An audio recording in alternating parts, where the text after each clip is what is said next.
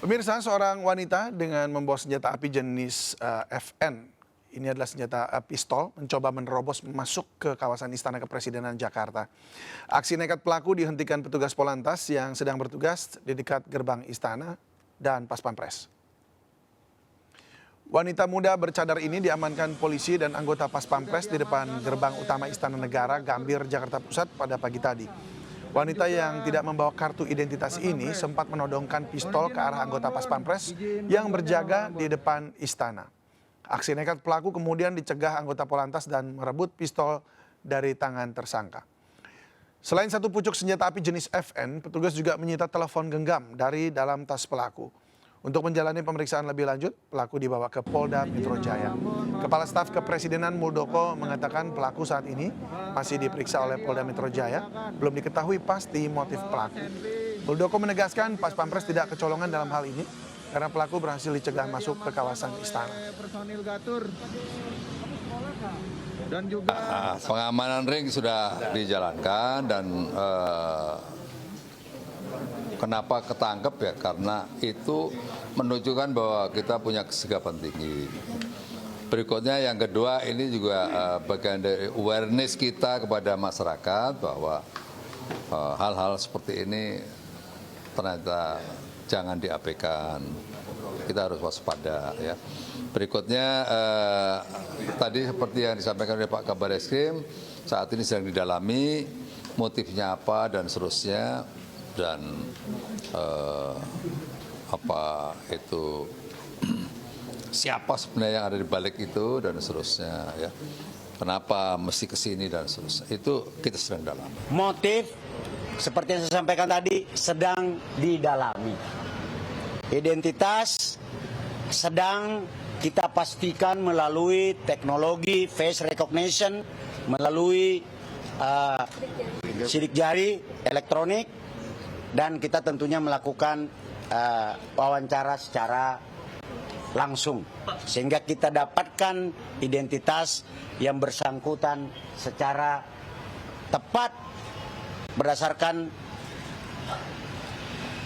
SOP saintifik. Yang kedua, dari mana asal senjata api?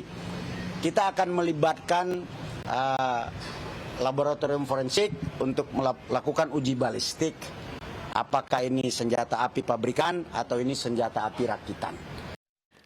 Untuk membahas insiden ini telah terhubung bersama kami Ken Setiawan, pendiri NII Crisis Center. Assalamualaikum, selamat malam Mas Ken. Waalaikumsalam, selamat malam Mas David. Ya, sehat ya Mas Ken? Alhamdulillah, itu yang paling penting Mas David. Setuju sama. Baik Mas Ken, ini kita bicara soal aksi wanita berpistol tadi. Nah, apa tanggapan Anda mengenai aksi wanita berpistol yang terobos istana ini? Ya, ini kelompok lone wolf ya. Kalau saya rasa ini belum berafiliasi dengan kelompok terorisme. Namun walaupun lone wolf, dia juga paling tidak sudah bergabung dalam kelompok tertentu, bisa jadi NII atau Kesatuan Al-Haq. Cuman dari kelompoknya sendiri tidak ada langsung perintah untuk melakukan aksi tersebut. Jadi ini inisiatif sendiri karena kekecewaan, karena latar belakang korban ini sendiri juga broken home, dia dicerai sama suaminya, informasi yang kita dapat. Sehingga ya dia galau lah, dalam kondisi galau ini dia mungkin sering baca media sosial sehingga dia merasa benci lah kepada presiden, kepada negara, dianggap bahwa ya negara sudah menzolimi lah, informasi-informasi yang hoax juga bertebaran sehingga dia mungkin menjadi korban hoax juga sehingga dia melakukan hal-hal yang di luar nalar. Demikian. Baik, jadi ini dilakukan bukan hanya, artinya menurut Anda bukan berdasarkan perintah oleh orang lain ya. Apakah memang kejadian seperti ini bisa dikatakan sebagai hanya sekedar lone wolf dan dipisahkan dari terorisme? Karena kalau kita lihat tadi dia bawa senjata jenis FN. Ya, justru malah informasi yang kita dapat senjata rakitan. Tapi nanti kita tunggu informasi lebih lanjut tentang keberadaan ini. Kita juga penasaran dia dapat dari mana, karena ini kan harganya tidak murah ya. Dia mendapatkan caranya bagaimana, lewat teman atau lewat relasi-relasi dia. Tapi yang menarik adalah dia itu kan sudah pernah menikah dalam suatu kelompok sehingga dia diceraikan, katanya dikena talak, dan akhirnya dalam kondisi galau inilah akhirnya mungkin dia merasa bahwa selama ini tidak mendapatkan apa yang dia inginkan, sehingga ketika terpapar oleh media sosial, ini menurut saya yang paling penting adalah peran media sosial, karena yang informasi hoax bertebaran, sehingga ya dia mampu melakukan hal-hal yang sifatnya hanya sendiri. Tapi menurut saya ini yang paling bahaya. Kalau jaringan-jaringan yang sudah terafiliasi dengan jaringan terorisme, biasanya kan sudah dimonitor oleh aparat. Lah, yang lone wolf ini kan yang mereka punya pemahaman, mereka punya keterampilan, sehingga mereka berpotensi untuk melakukan kapan dan dimanapun dia mau. Nah, ini yang menurut saya bisa lepas dari pantauan aparat. Itu sebabnya maka tadi pagar istana pun sampai di situ ya, sampai dekat dengan pas pampres sekalipun yang sudah bersenjata, dan sebenarnya kan itu hanya orang yang nekat aja nih yang mau datang ke situ dan bawa FN walaupun itu rakitan gitu. Nah, aksi lone wolf ini kan memang terakhir dilakukan oleh perempuan juga ya, Mas Ken. Waktu itu di Mabes Polri bahkan sempat menembakkan pistol juga sekitar setahun yang lalu ya. Nah, ini apakah ini ada gerakan-gerakan sayap juga begitu? Artinya memang dari organisasi terorisme itu sendiri punya gerakan sayap yang memang diisi oleh para wanita gitu, yang khususnya akan disebar secara sporadis begitu. Ya, rata-rata orang yang ketika sudah bergabung atau mungkin sudah terpapar lewat media sosial, kan kebenciannya terhadap aparat, terhadap negara, terhadap presiden itu sangat tinggi. Kita menganggap aparat itu memadamkan cahaya Allah, cahaya Tuhan. Terus pemerintah dianggap tidak memberikan rasa adil kepada mereka. Sehingga materi-materi yang dia dapat, konsep-konsep jihad yang dia terima, kan selama ini jihad kok ngomong doang. Nah, dia berusaha untuk mengaplikasikan nilai-nilai jihad itu di lapangan. Nah, dengan keberanian, dengan kesempatan yang baik, sehingga akhirnya menurut saya jadi kejadian tadi pagi jam 7 di depan Istana Presiden. Sebab agak sedikit saya jadi bertanya-tanya gitu, kalau memang dia sendiri masuk dalam kelompok atau organisasi teroris yang kemudian waktu itu ada suaminya juga, jadi ada kelompok-kelompok yang garis keras seperti ini, lalu diceraikan, seharusnya kan justru yang dibenci oleh dia adalah yang suaminya dan organisasi itu gitu ya. Tapi ini justru malah kebalikannya nih. Ini bagaimana ya cara cuci otaknya begitu? Ya tadi, di dalam suatu kelompok ini kan biasanya materinya jihad.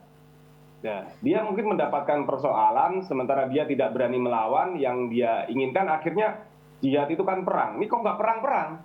Ya sudah, ketika sudah bermasalah, akhirnya dilampiaskanlah yang dianggap menurut dia sebuah kebenaran. Nah, ini yang menarik, karena hampir semua termasuk kelompok-kelompok yang tadinya misalnya hanya NII atau hanya Kesatuan Al-Haq, kelompok-kelompok yang radikal secara pemikiran, doktrin mereka kan sudah jihad.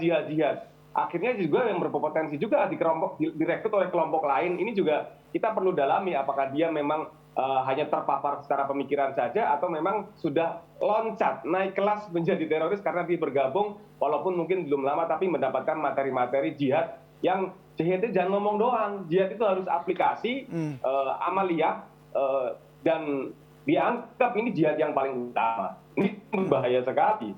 Gitu. Iya, betul sekali. Itu kalau kita lihat tadi itu memang dia mungkin tidak sempat untuk meletuskan senjatanya. Kita juga tidak tahu itu rakitan hanya isinya kosong saja atau bagaimana. Tetapi kan ini ada satu message, ada satu pesan gitu ya yang ingin disampaikan di balik bahwa dia punya persoalan dengan ex suaminya, dia diputusin atau apa gitu, dan kemudian ada jihad gitu ya.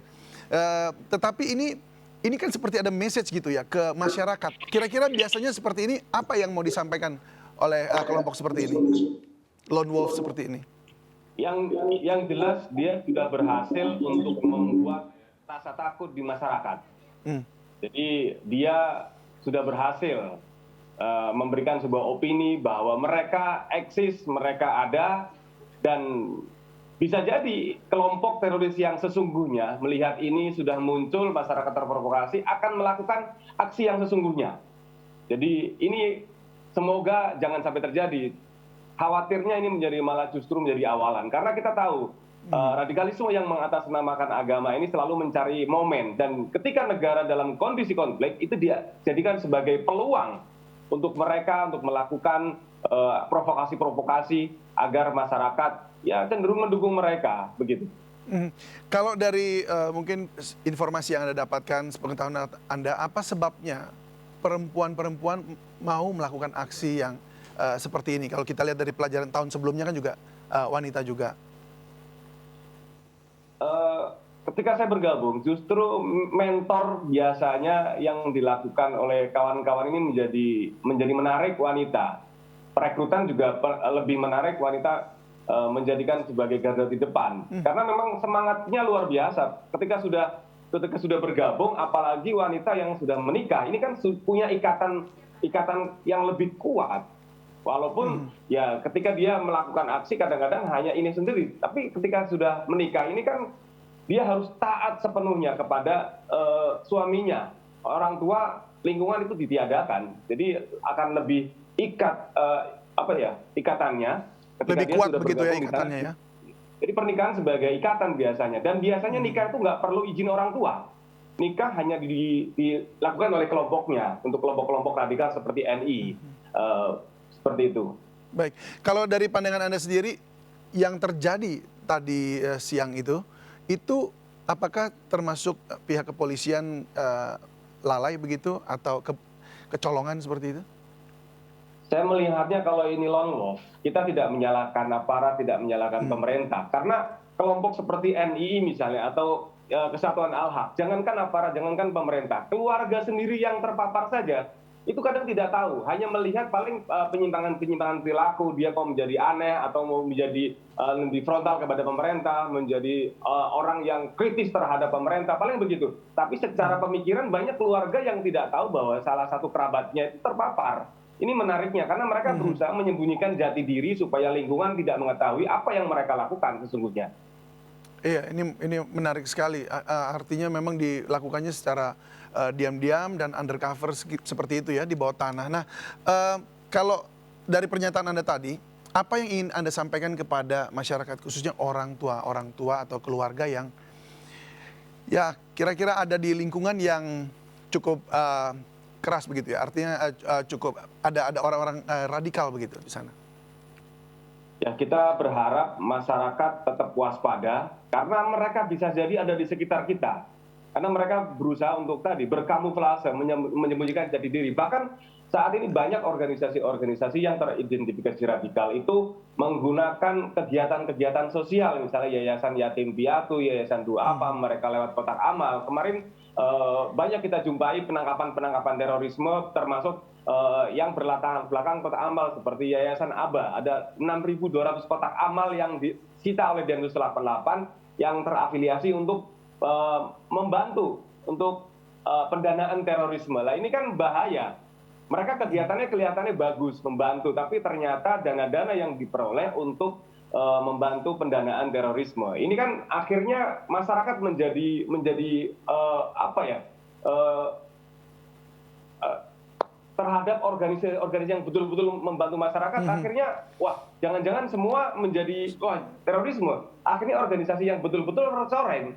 Nah ini kan menjadi perhatian, kita harus waspada, terutama kita juga harus mengidentifikasi orang-orang di sekitar kita, jangan sampai ya seperti kasus-kasus terorisme yang lain, ternyata ketika ditangkap keluarga dan lingkungan terdekat nggak tahu. Baru tahu begitu ya, pada saat ditangkap udah kelihatan orangnya baru, waduh kok begini gitu ya ternyata. Jangan sampai seperti itu ya.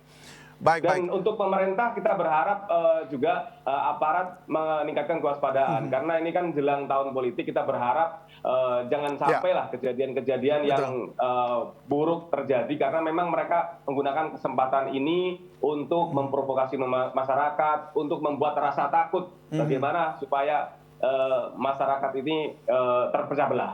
Ya, apalagi memang saat ini aparat pun seperti kepolisian juga lagi mengalami banyak problem gitu yang harus diselesaikan, case-case yang harus diselesaikan begitu ya. Sehingga ini juga jangan sampai nanti jadi membuat ada kebobolan seperti itu. Baik, terima kasih Mas Ken Setiawan, pendiri NI Crisis Center. Salam sehat selalu dan selamat malam.